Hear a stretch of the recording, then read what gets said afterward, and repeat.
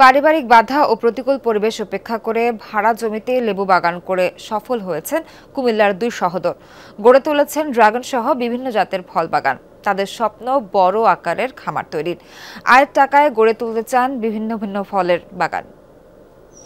Ceylon family ব্লেন্ডের কড়ালিকার আর সতেজ স্বাদের perfect ব্লেন্ডে স্বপ্নেরা মিলুক টানা। কুমিল্লার বরুড়া উপজেলার আড্ডা গ্রামের প্রত্যন্ত এলাকায় প্রথমে 1 বিঘা জমিতে শাইনাস 3 জাতের লেবু বাগান করেন ফরহাদ এবং পারভেজ। এরপর আর ফিরে তাকাতে হয়নি তাদের।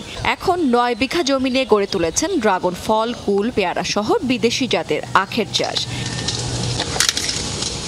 দু ভাইয়ের সফলতা দেখে খুশি এলাকাবাসীও। তাদের পরামর্শ নিতে প্রতিদিন ভিড় জমাচ্ছেন অনেকেই।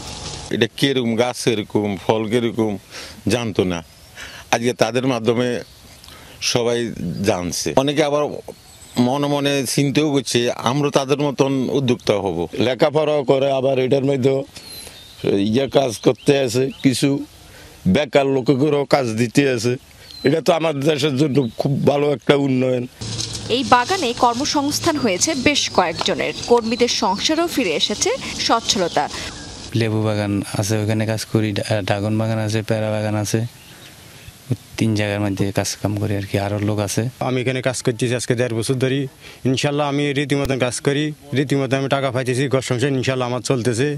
বিষমুক্ত ফল চাষে ব্যবহার করা হচ্ছে ভার্মি কম্পোস্ট, যা নিজেরাই তৈরি করছেন।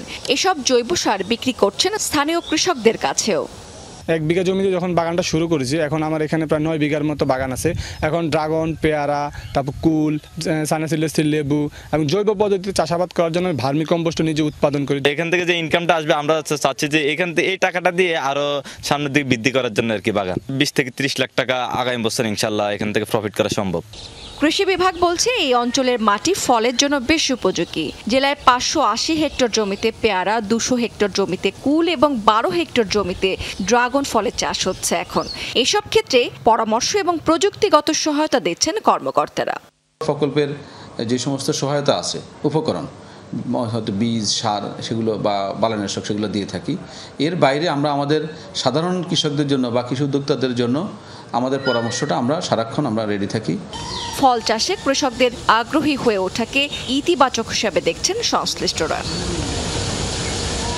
রাবেয়া স্মৃতি, যমুনা নিউজ।